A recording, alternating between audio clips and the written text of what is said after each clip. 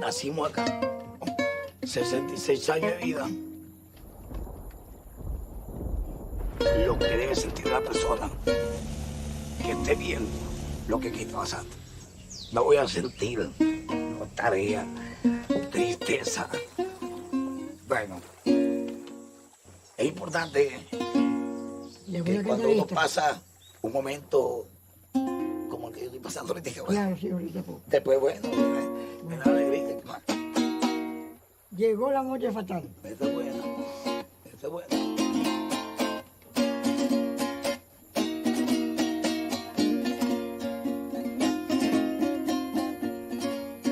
Llegó la noche fatal, noche de agonía. ¿Qué opina usted de este proceso de división política que tenemos entre, como decimos popularmente aquí, chavistas y adecos, producido por la señora Tamara Villano? Yo le digo a la gente, al entrar a mi cuarto, primero tienen que tocar a Chávez. Y el que no lo quiera no puede entrar, porque ¿por dónde va a entrar sin tocarlo? ¿Ah? Ahorita la sedimentación nos está matando a todos. Ante todo por la plaga, por la rata, por muchos insectos que se van acercando hacia los palafitos. Pero la sedimentación sí nos está afectando muchísimo, porque la gente está emigrando, Congo está quedando solo. Y es algo que nos aterra. Y Congo tiene poco tiempo ya. El tiempo de Congo es muy corto de vida.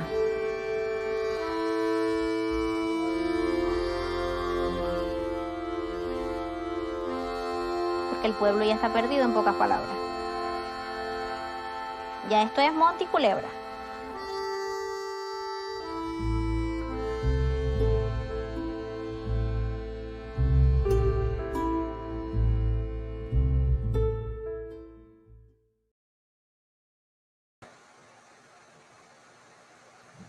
Great. Yes.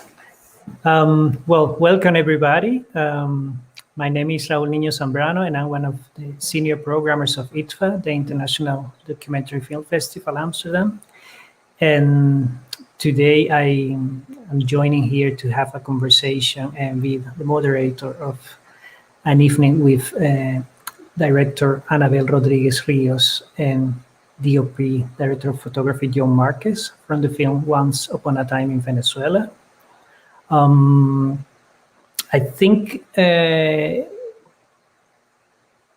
when we watch films, and especially in places and in roles like mine, that I have to watch plenty of films to make selections, it's always a pleasure to receive this kind of films and surprises. I'm from Venezuela myself. I know Anabel for some time, but it is really a pleasure to see how a work ends and is constructed and becomes what it becomes. I think especially for this film, there's something about everybody asking in the world, to know more about Venezuela, what is happening there. And finally, there are these films that are finally popping up, showing, giving nuance to the whole discourse. And I think Anabel and the whole team did a beautiful job to give us in this very much focus on this Congo community, more of a grasp of what is happening and what has been happening in Venezuela in the last years. So it is absolutely my pleasure to engage in a conversation, because there's a lot we can discuss and also discover. So welcome Anabel and John, because I think please feel comfortable, and let's just have a deep dive into what this film has become.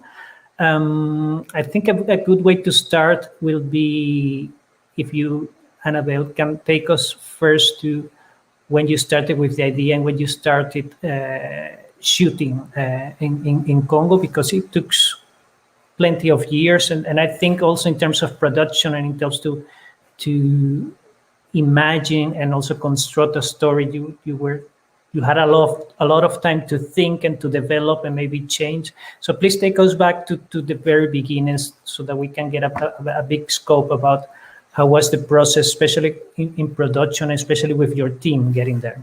Mhm.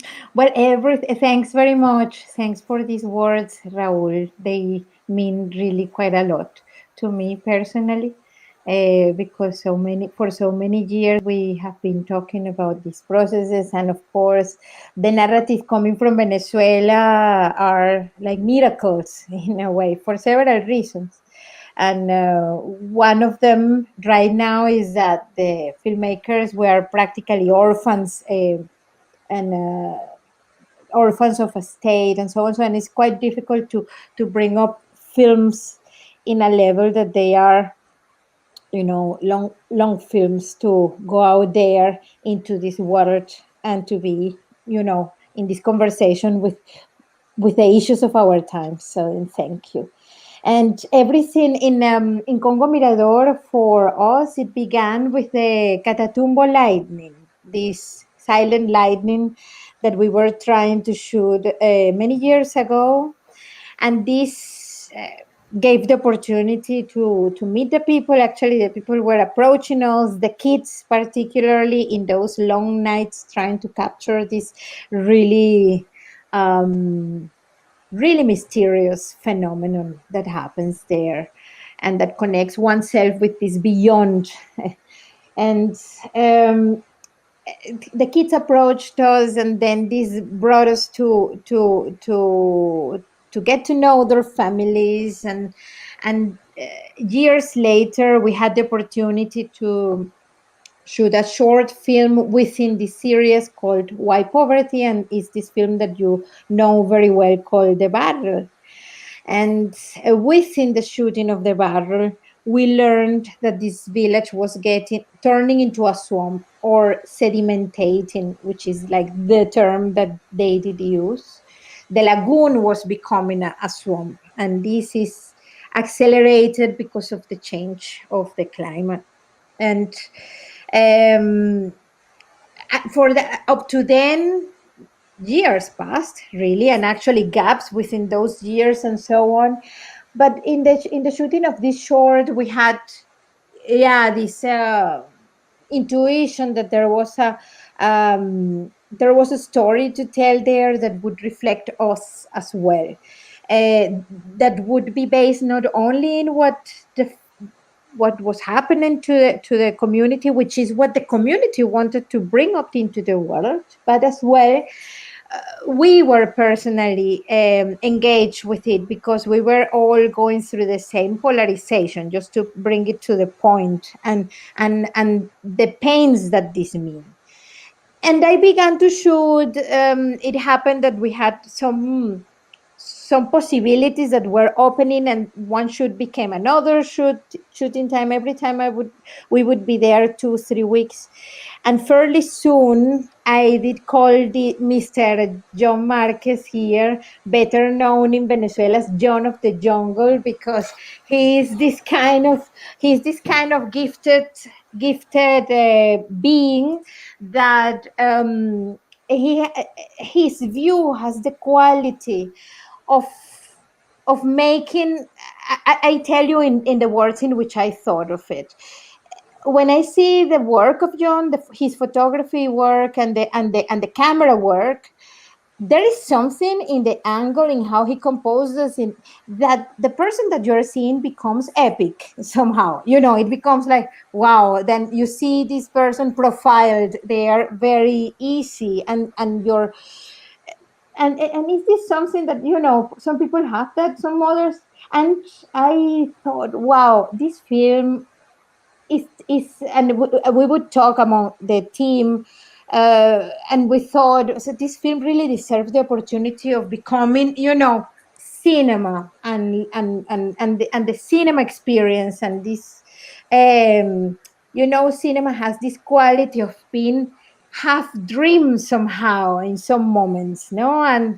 Uh, we thought that this combination would bring the film into another level. And within the Venezuelan community, John have had so much experience. He shot this fiction film called Pelo Malo, which won La Concha de Oro in San Sebastián. I mean, he was like, you know, some in some Olympus there that we didn't know if he would pay attention to our, you know, 5 people, you know, shooting in some remote village, some story that is not written, and that's how the collaboration started. This was fairly soon, within a 5 year period that we were there. Excellent. And I'm not so sure how was it for John when we began the process. I'm gonna just say quick in Spanish something. John, ¿no, has entendido más o menos lo Yes, yes, que sí? I understood. Yes, And how was it I for you was, when we began? How was it for you? thank you. Thank you, Raúl, Anabel, for the invitation to be here. I will speak Spanish. Maybe it's better because my English is so basic. Bueno, para mí el momento en que Anabel me invitó a venir a participar en el documental fue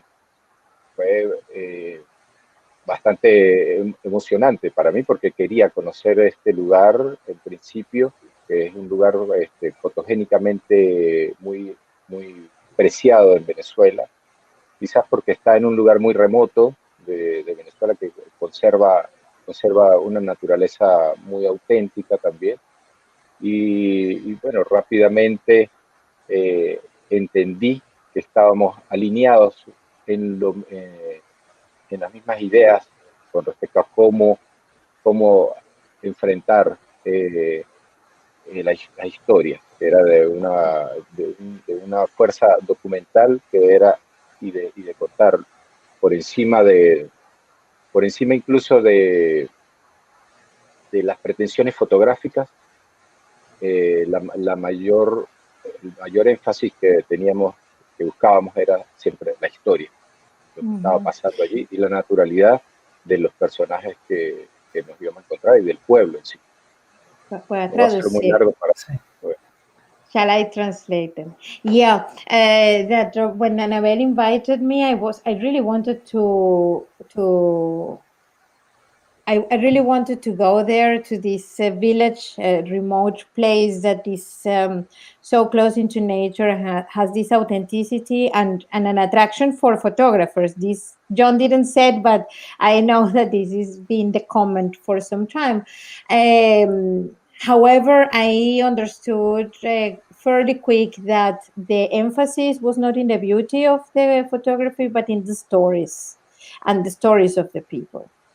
Is that more or less the summarization? Isn't Very good, very it? good. Maybe you can elaborate on that, Joe, because there's something very we get very close to the characters in the film. So I think it also meant for Annabelle and for you to become kind of part of the community. Can you let us know more about that? How was your inclusion within, even with Tamara or with Natalie and with the whole village, actually?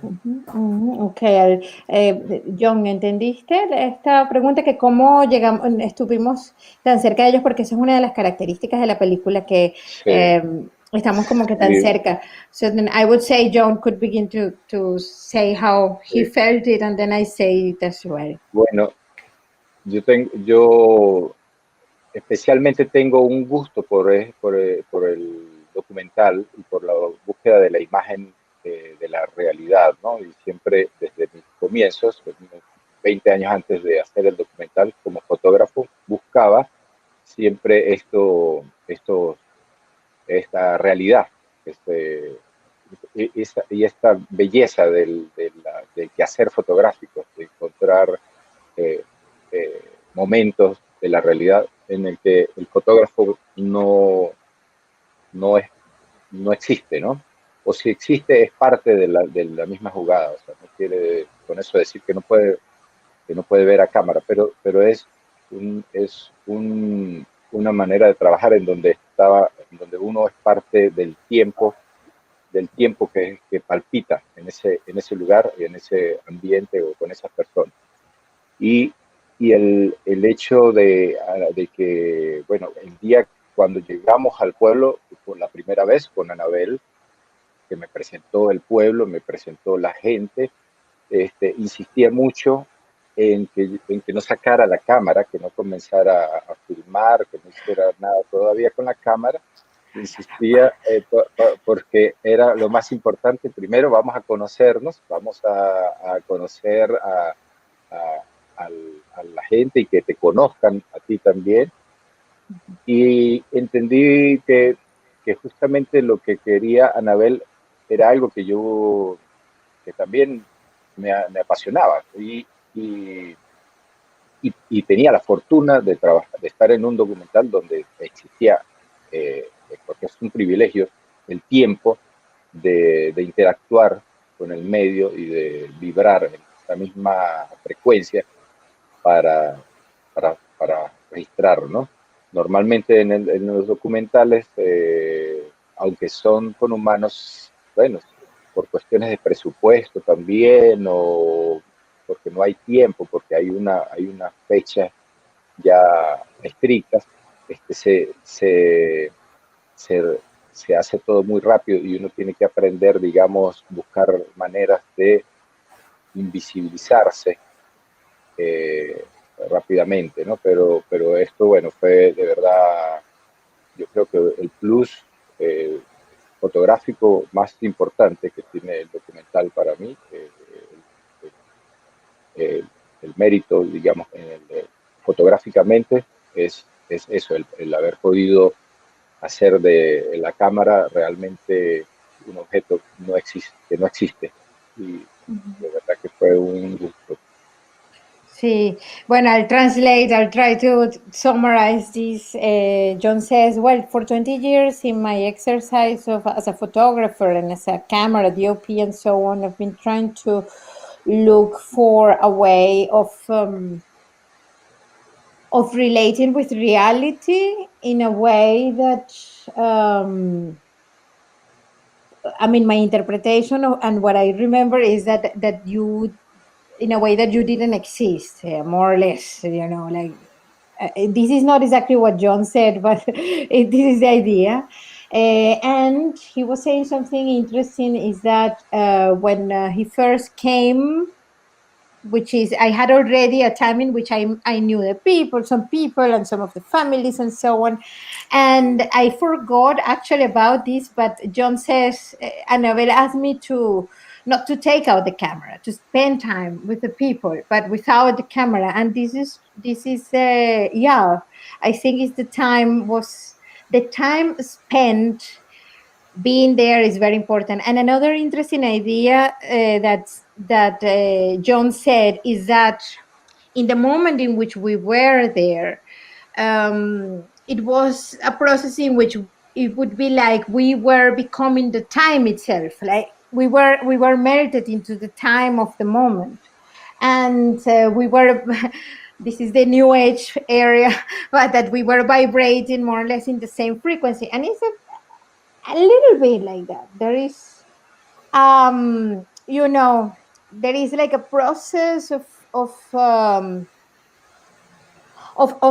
how we were in the space. This was like in the present, even if we didn't know each other for a long time, but of course it helps that we got to know the people beforehand, and there is lots of communication that is maybe more superficial that already had that had already passed. So then there is a change in how our presence is, and then this idea that John is saying, I didn't think about it this way, but I find it quite interesting and profound, actually, that how your presence somehow becomes, by becoming the time of the space in which you are, you is as that there is another person there, and you here, you really become part of one same thing, one same phenomenon that flows.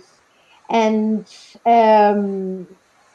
as well, John was saying that in that way that he didn't have up to this point the opportunity of having this time available, like literally the time available to spend with the people and so on, because normally, because of budget mainly, um, one has to go and do what one has to do, and that's it. So this time being spent was not possible. However, that doesn't mean that we had a budget. Probably our poverty, our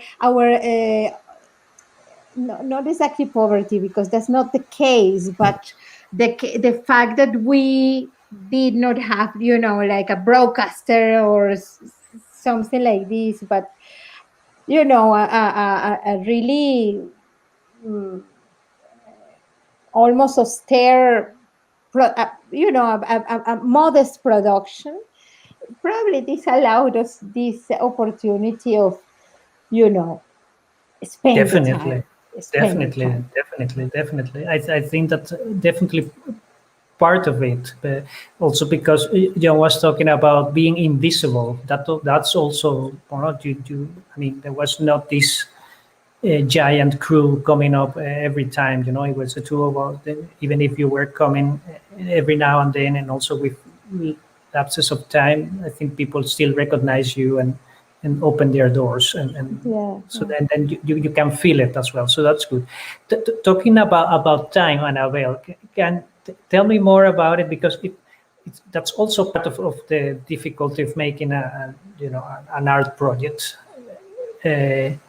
You have these time gaps, but also I can imagine that you were sometimes like, oh, why am I not there now?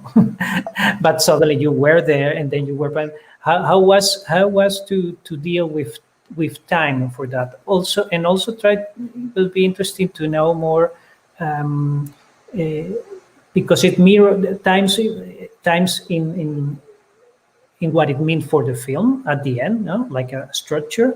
But I think it's also, and also one of the qualities of the film, that it says a lot about time in Venezuela, no? Which is this mirroring the situation, or how things change, how sometimes there is a lot of hope, how sometimes there is no hope, how again maybe is a bit of hope, and how it changes.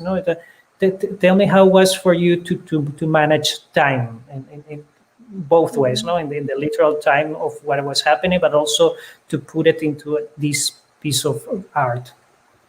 Well, lots of there was lots of juggling with the actual circumstances from shoot to shoot. First of all, there is the fact that I am not living in Venezuela practically since the beginning. I mean, there's been this instability of being between countries, and there was a point in which I was just like decided to stay here in Austria, where I live now.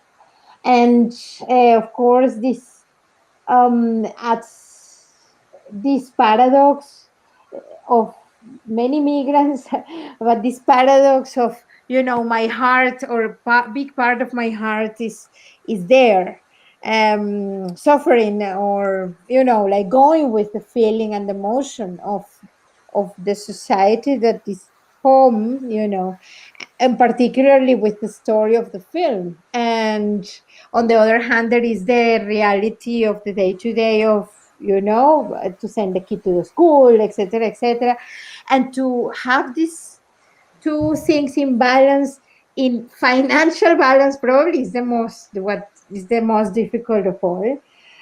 And then there is the storytelling enormous challenge, because of course there is the reality happening. One wants to shoot everything, and fortunately, for a long time, John was still in Venezuela, and there was this possibility of together with the Arsenio Hernandez, who is a guy from Congo who was from the very beginning and up to now together with us creating this piece.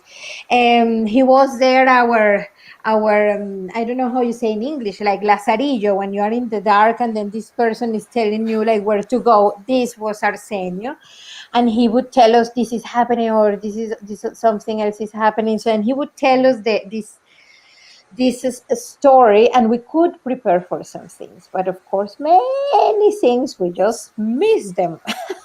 You know what I mean? And this of course is like tremendously painful. um and then is when the storytelling challenge comes, which is okay, how to solve the gap and still be truthful to the emotional thread or the story, no? And at the same time be truthful with a historical facts that are portrayed in the film. So then many things basically didn't make it to the editing because of that reason. And I'm just gonna translate super quick to John to put him into the frame to see what he would like to say about it. Ok, John, mira cómo es esto. Raúl nos pregunta, hablando del tiempo, ¿cómo hicieron ustedes con el tiempo cuando se trataba, o sea, los 5 años en los que estuvieron grabando, pero además en ese periodo de tiempo muchas cosas pasaron que posiblemente no grabaron? O sea, ¿cómo manejaron estas cosas? Entonces yo explicaba, bueno, muchas cosas simplemente las perdimos. John estaba allá, Arsenio estaba adentro, él nos decía cómo... Sí. Como, Bueno, yo pienso que también algo que teníamos a nuestro favor durante el rodaje era que parte de la gente del mismo pueblo estaba involucrada con el rodaje, ¿no? Eso, por supuesto, inmediatamente es un plus de confianza para el pueblo, que además son gente muy querida en el pueblo, de la familia Hernández. Y Arsenio fue, además de un excelente ayudante en el equipo de producción, fue como alguien que entendió de qué se trata la cinematografía. Tiene como un instinto y como que le picó ese gusanito de hacer del cine, y de una vez estaba en la misma página que nosotros, y no solamente en el equipo de producción, sino en la actitud, en el set y en el equipo de cámara también. Cuando él estaba en el motor de la lancha, llevando la lancha, yo efectivamente lo que hacía encender la cámara, y él sabía que él no podía sabía los movimientos, o sea, ya era un maquinista también con la lancha, lo que prácticamente sin decirle nada, él lo entendió, porque justamente estaba eso, como entendiendo de qué se trataba hacer una película, y eso lo apasionó, y lo tuvimos un plus para nosotros súper valioso. sí. Y bueno, y además una de esas llaves del pueblo para que nos brindaran toda esa tanta hospitalidad también. Sí, Raúl, this actually was like what is John saying, that he elaborates more about this relationship with this person, Arsenio Hernandez, that is from Congo, who became part of the team immediately. Actually, he was a policeman, and then he wanted just to be filmmaker, and he and his family. They are all the children of commissionary, the Edin, who is the man that at the beginning says, can you imagine what it means to have risen all your 12 children, and then that this is disappearing and so on, and then he's with the Luis Camarillo, who is playing the cuatro and so on. So then Edin has this 12 children and this family that were our protectors. They are our, as well as many other families. but especially Arsenio would be this bridge to keep connected during actually up to now to this community, and yeah, maybe it's not exactly talking about time, this information, but yes, about cooperation between, artists being in diaspora and the ones inside in a situation that is politically very oppressive, yeah, and this other young man with these artistic impulses, all working in the cooperation and with a vision that was, and a wish and a dream as well, that was a common dream to all of us. Yeah, it's remarkable to see that even hearing you, but you see it also in the images. It's really about being in the same frequency. So you all connected in a way that even being from different places, coming not always at the same time, there was this connection to tell this story and also to be in this level of the story. I just remember people watching that. Please send us your questions. There's always a chat when you can ask. There's already one question. I will come to that very soon. I think this is a good moment to show a clip, because not everybody has seen the film or have heard only about the trailer or something. So, and I think we can let's watch it first, and then I will pick up from something. Let's watch this clip we have from Natalie.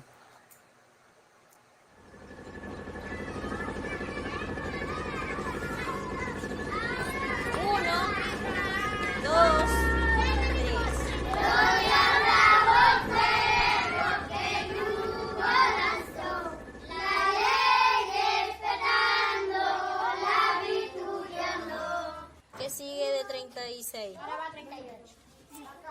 ¿Y de 34? 38. No, de 36 te sigue el 38. Pero ahora de 34, ¿cuánto falta?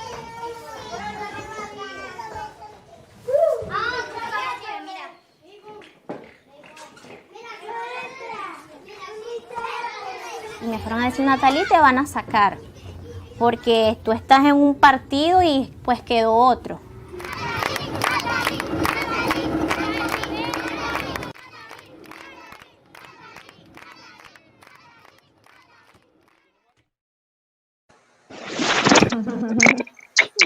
Definitely one of the stars of the whole film, Natalie. Maybe because she's also pointing out in this small sentence, it's good to read this question we got that about how do we think European documentary film industry is receiving themes that are relating to this Bolivarian revolution. I can say, I can start because also I receive a lot of things and I see a lot of things. I think people is really curious and that's one of the main things. No, there are not that many films, so there are not that many access to stories. People is really hungry to know more about it, and there are still these stigmas and dreams, and but there's no enough information to really discuss it or say something about it. I think the role here of industry festivals, televisions, it's very important. But I think also the success that, for example, such a film it has been having in the last times, also in so many festivals, it's also a proof that people and also the industry is quite hungry to give platform to these films. So tell me if you have felt it in that way as well, Annabelle. Well, it's difficult for me to say because I've seen several scenarios, and well, first of all, this film would not exist in the dimensions in which it is now. We wouldn't be able to hire John, for instance, or something, if it was not because of the support of IDFA that is Europe, no? And so in that sense, I find totally fundamental for a Venezuelan filmmaker to be able to create this cooperation with European producers that give access to a world that is seems to be open to hear our stories. So in that sense, I think, yeah, very positive. When I go to other environments, maybe the ones related with the academy, I think that there is a bit of a taboo with the same still, a bit of a preconceived ideas, and it's not so open to, and I say it out of my experience, there's been a little bit of resistance to program the film, for instance, in environments that are more academic. But this is just like punctual experiences here in Europe. It is for me to see within the next year, when I'm hoping that the film is going to be more present within human rights festivals and as well, hopefully, the academy. Let's talk now. Let's go to another um, subject. I think we have been talking about time, about the community itself. One of the things I think you, as a team, also succeeded quite well was also in doing a universal using a universal language, but also to make it a film that can also relate and resonate outside Venezuela. I think more and more, and like watching the film today again, I see it like, I see this community also as climate refugees, for example, no, the way you are tackling even environmental issues. Also about I found it also very interesting about the deterioration of systems. No, it's the community, it's the deterioration of the school, but it's literally the whole community is sinking. No, tell me more about it, but also I will be very interested to hear John about this, because that's something that you see throughout the images as well. No, you see how the houses are becoming deteriorated. You see the swamp. Everything is becoming shallower. Everything is becoming kind of dirtier somehow. And that says a lot about these times. Is that something that was in your mind, Annabelle, first, and then or suddenly you were watching all these things like, wow, here's something as well that we can touch upon. Yeah, well, the first impulse was not so wide, in terms of the world and our times and our system, but certainly it was about trying to understand me or my family or the experience of life I have had, having been from Venezuela, which is a society that is being so determined by the extraction of oil as an activity, and without thinking, okay, we are really like these suppliers of the energy that moves this world. No, I didn't think in those terms, but within the development of the story, and overall, now that I see it in perspective, of course, it one so it's being actually a bit of a, like something that really makes you do like, wow, so we really touch here something that is to do with the spirit of our times. So you see here the phenomenon of the polarization, but this is like one symptom when you think it more in those terms as you're talking.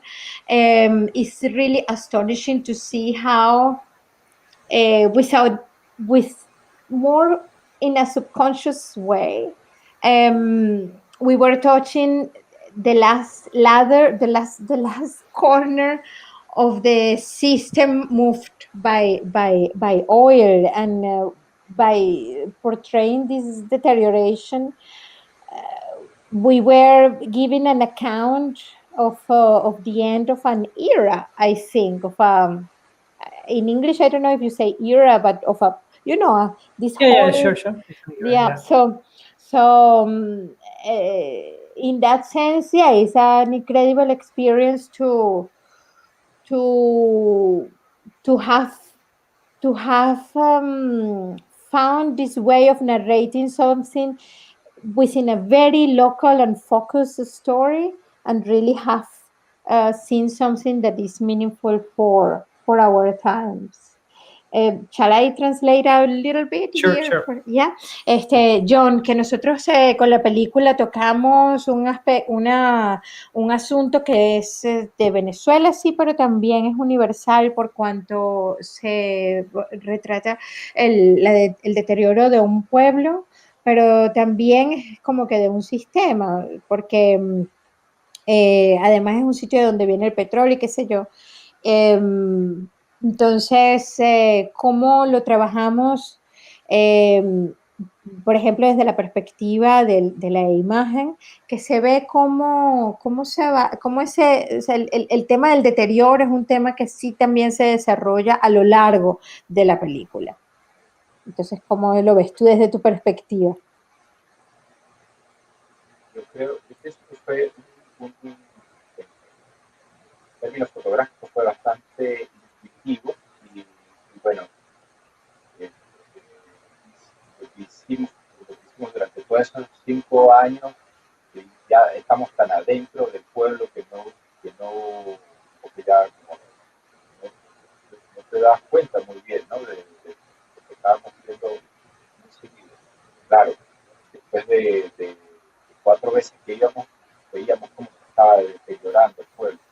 Es decir, y eso responde, pero me parece que toda esa curva que hay en la historia fue más obra digamos, de set y de la sala de edición de que se construyó la edición, ¿no? Ujú, ujú.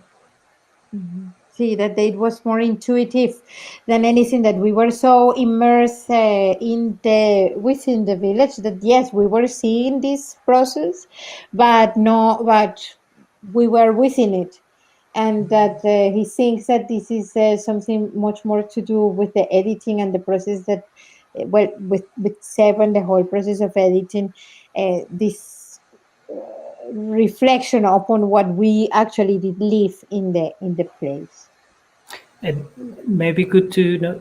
Please check your sound, John, because last time I tried to speak closer to the computer. I think, yeah. Okay. And maybe now good to go back to you, John, because there are two questions also about how you approach it. One question was about the camera setting that you have, because also there were all these gaps when you were going there.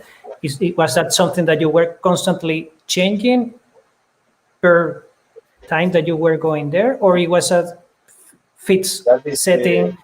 no exactly, aunque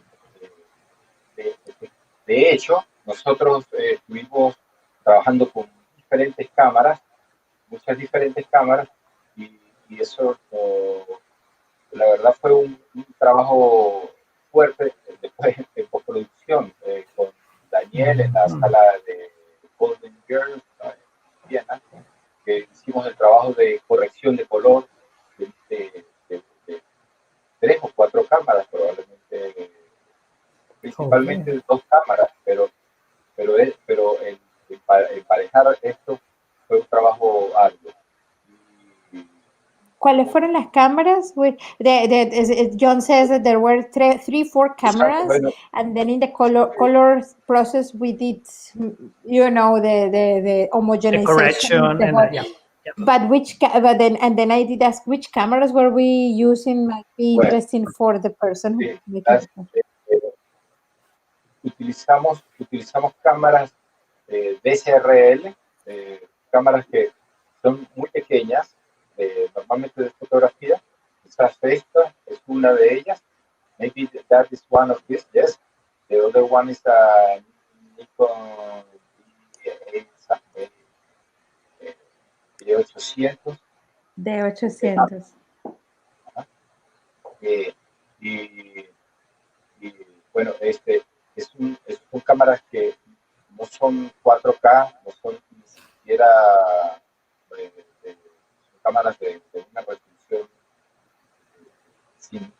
sin sin RAW, o sea, no tiene esta posibilidad de flexible de hacer corrección de color, sí cuidamos de tener una óptica buena, pero y en algún momento para estas tomas nocturnas utilizamos una cámara Sony, Alpha, estas que tienen son más sensibles para las bajas luces, pero puedes decir que también estas cámaras tienen esa desventaja probablemente porque estos no tienen la posibilidad de corregir el color, pero al mismo tiempo tienen la ventaja de que son cámaras muy pequeñas y que no requieren ni de más equipo humano y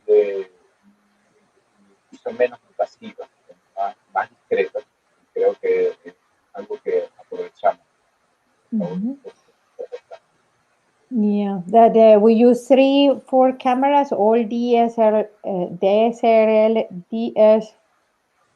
RL, not 4K, but actually 2K cameras. One of them is this that I did show, which is a GH3 and the GH4 Lumix, and as well a Nikon D800.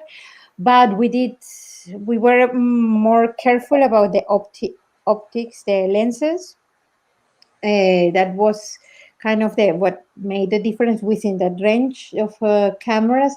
And even though they are not like this high, like full information digital cameras, but they did allow us to be in these spaces in an intimacy that, because of the dimension, it did help that process.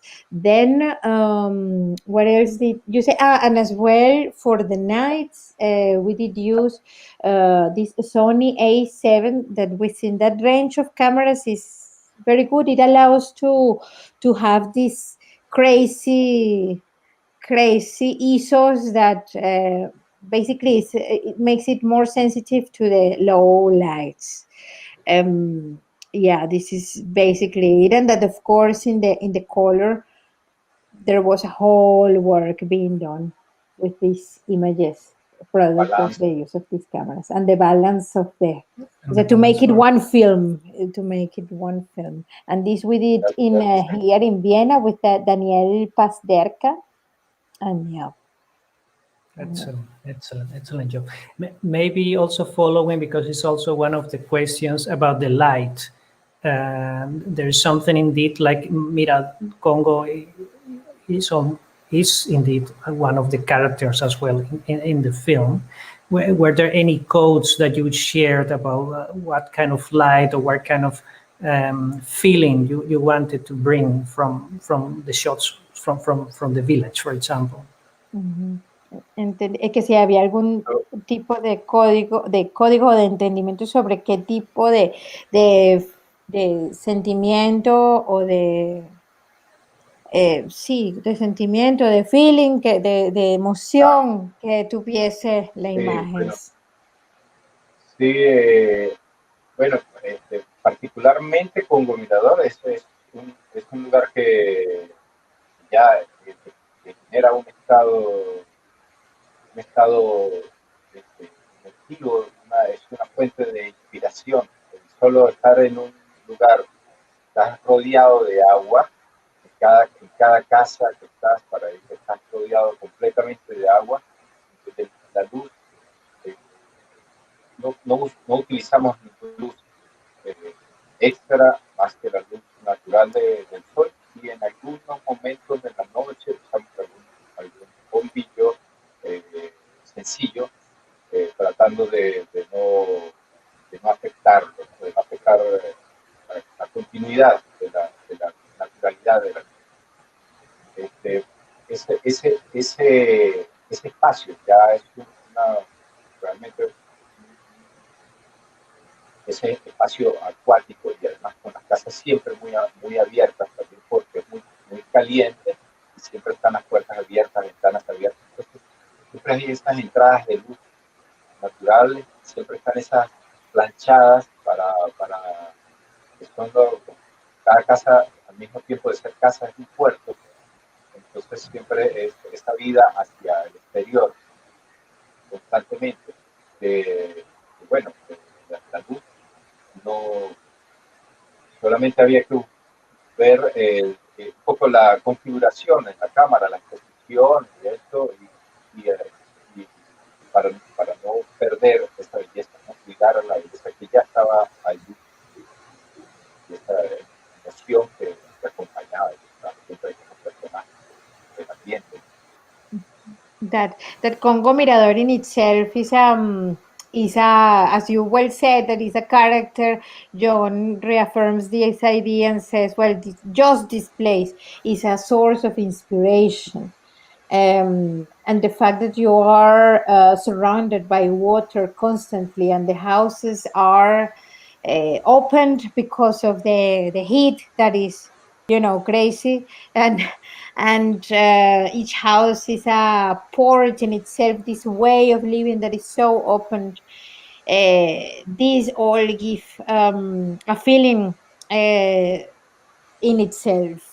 On the other hand, John was pointing out that we did not use lights, and the few times that we used some light was like some bulb that we used, but in a way that would not affect what was going on in that moment, just to have a registry of the image, and but it was all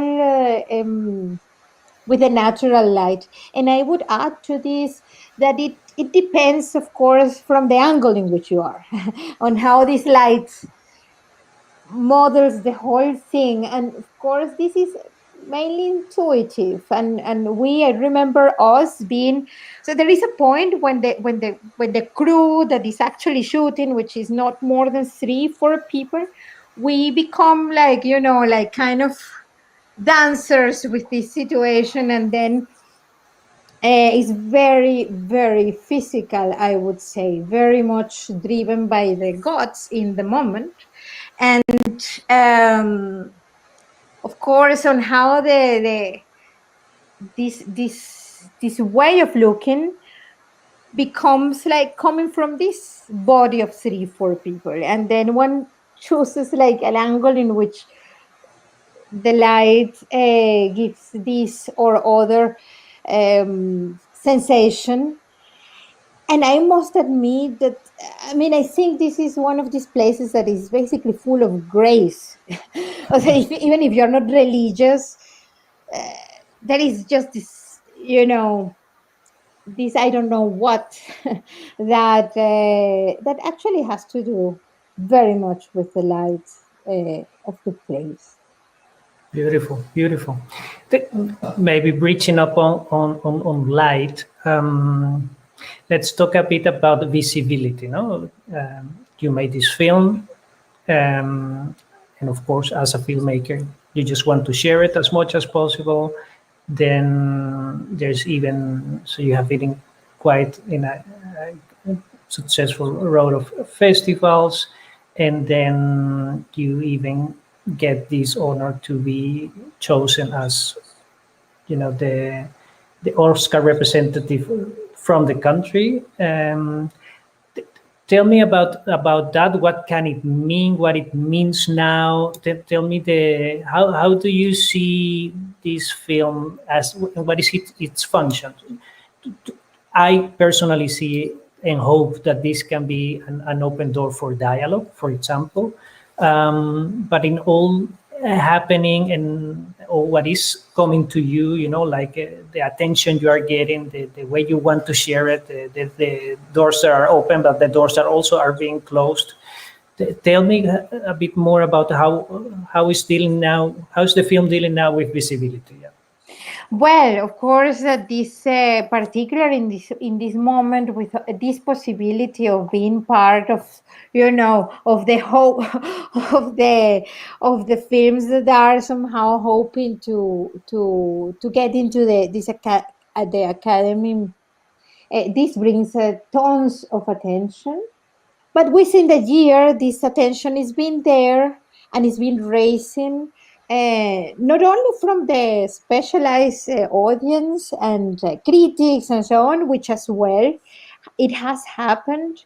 overall in the areas where we have shown, and people get identified with this phenomenon of the polarization. So, and this has been like a crucial point in which people are identified. But for Venezuelans, for the diaspora, for instance, well, you well know we are more than 5 million in the world. And for the people inside the country, I mean, the film really touches a nerve of, it's a painful nerve because it's actually a sad story, and it really expresses in a way that is mysterious to this pain, this collective pain.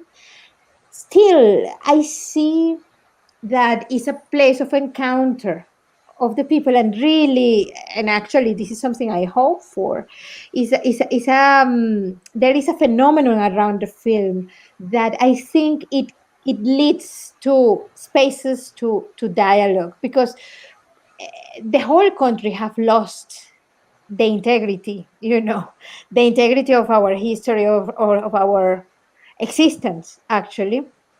And and there and and, and there is I wouldn't say nationalism is very far from nationalism. It's something more to do with this feeling that has to do with the roots. And of course, to be in this kind of a scenario has somehow united the community. Just today, Raul, I haven't told you, I'm coming from an encounter of documentary filmmakers of Venezuela, and there we were sitting, both of the poles, like the ones that are pro-government, the ones that are against government, the ones that are in the middle, all together in one Zoom meeting, all, I think, touched by, the country is in such a bad state that COVID and the pandemic is just like one thing out of a whole state of devastation, that people are, moved towards talking. I wouldn't say it's the whole society, and there are very complex scenarios overall in the political level, but the film has this, this capacity of putting people of very different scenarios and political backgrounds and political ideologies to come into a conversation. And this is this is almost spiritual. It's really like a way of, it gives a little light, talking about light, into healing. I hope maybe this is just super naive. One, no, no. Let's work for hope, to be hopeful. Yeah, I think that's definitely one of the merits of the film. I think it can bring. It is because it is focused in such a community, when everything you can connect. You see the warmth. You see that you took the time to be with these characters. You see the deteriorating effect. There's nothing, you cannot do anything with. I mean, it doesn't matter where you are, you will see it. No? The things are just changing. So I think it will resonate, and it's still resonating. So it's good to see that this can be, and that's the power of film, that's the power of cinema, that this can also help to embrace and to provoke this dialogue. There was also a question about a bit about this, like how complicated must have been to show these two sides, like this polarization, which is also resonating not only in Venezuela but in a lot of countries, even here in Europe now, with a lot of right coming up. But and also quite funny that some people is also quite interested about this shot at the governor's house. Maybe you can tell us a bit about that.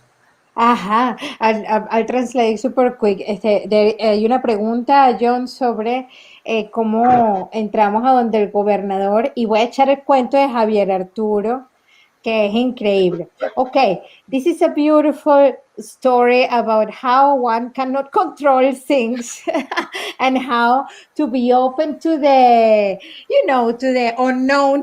It can be actually a power as well, or a force, more than a power, a force. And the story there is that Well, first of all, the governor did this kind of events, which was, with the community, and it was half propaganda, half, well, I don't know what, yeah, good intentions of, or I don't know, but the fact is that he did open these spaces for the community, and there was a possibility that the people of Congo Mirador would go there, and that they got, given the resources to go there. And we actually, what we did was to, get into this gap and follow. But by in that moment, John couldn't come, and he sends his prodigious brother, who is a very talented filmmaker, Javier Arturo. And he says, no, I trust in Javier Arturo. I mean, he goes with you. And I was like, a boy. So for me, a boy, he's a man, but just, I'm a little bit older. So then I was like, oh my God, how are we going to do? Well, in the name of the cosmos, let's go.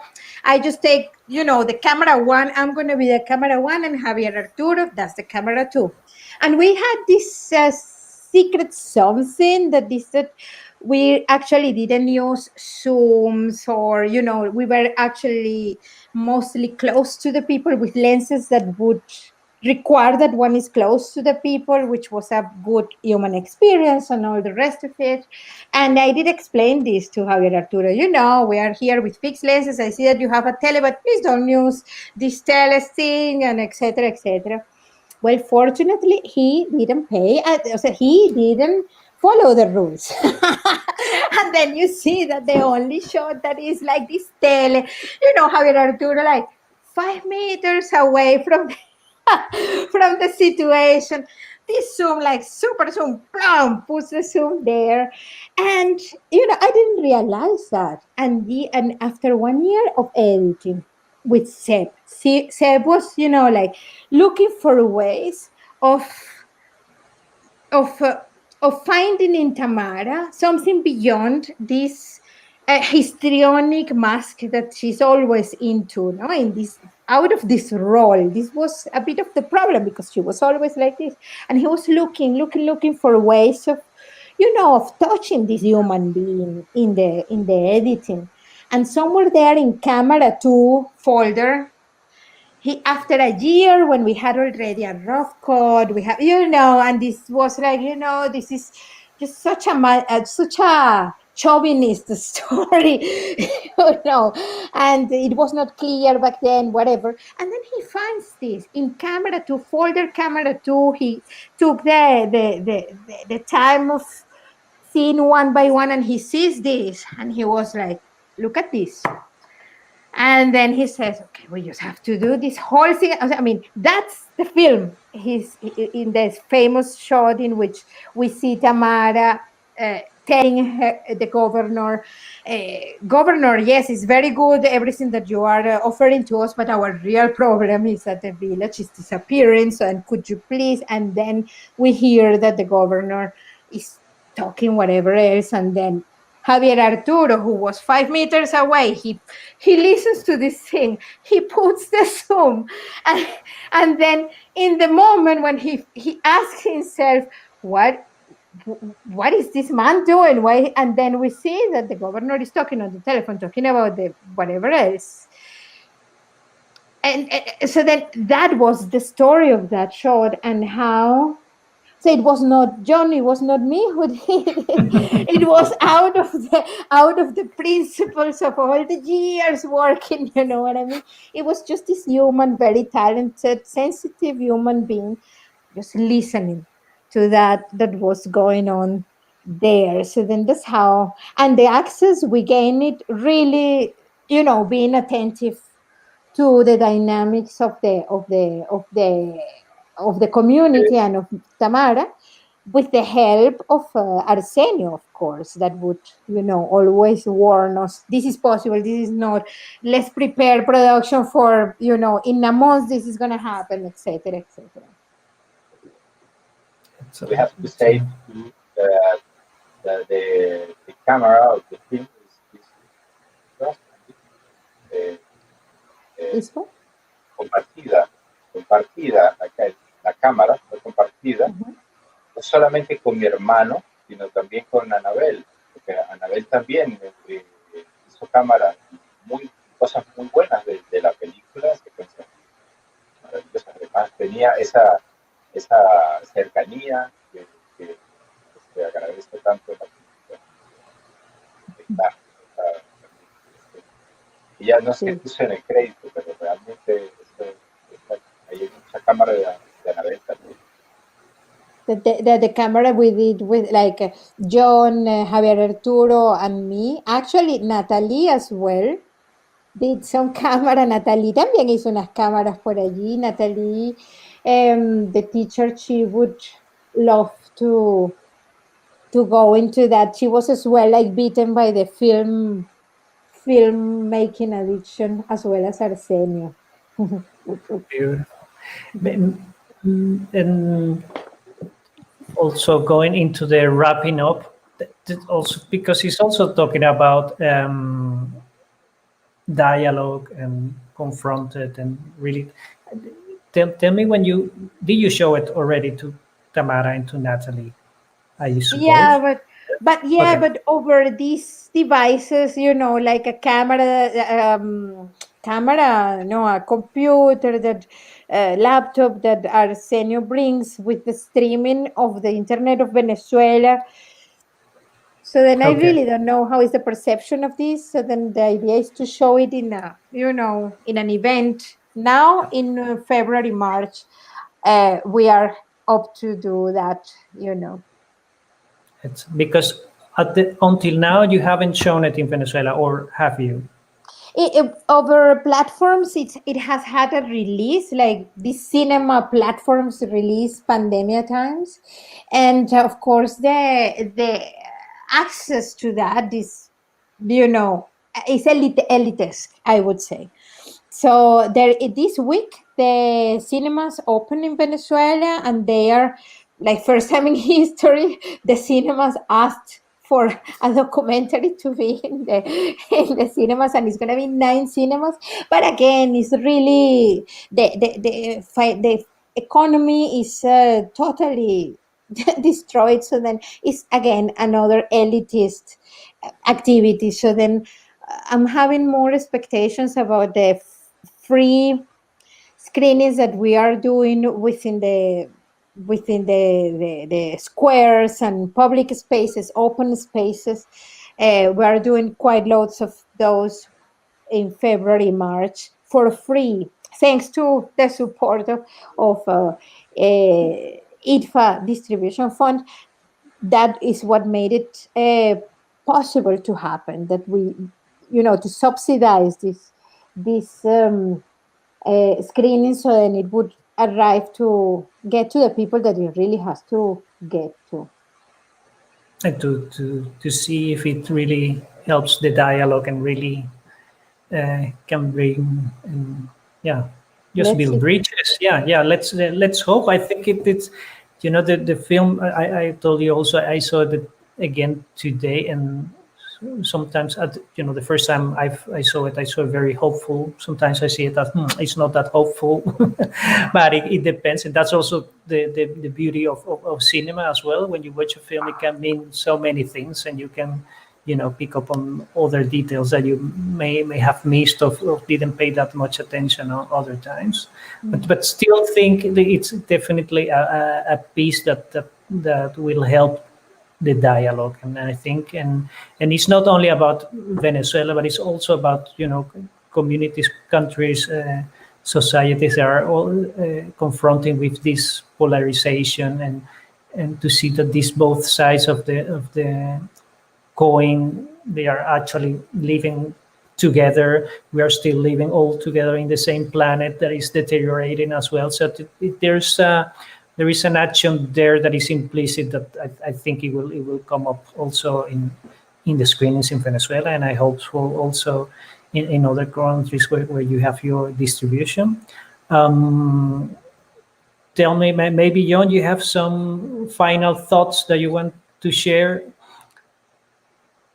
Well, first of all, thanks very much to you, Raul, for being so generous to be here with us, John and me. Well, we are open to continue the dialogue through the social the Facebook and these things, but really willing to keep a communication. And please watch the film if you like it. Tell your friends, and if you are thinking on the on this academy race, if you are a member of the academy and have other friends in the academy, please share it with them. Tell them how much you like it if you did. So yeah. Thank you very much, Raúl and Abel. So happy to be here. Excellent. All right.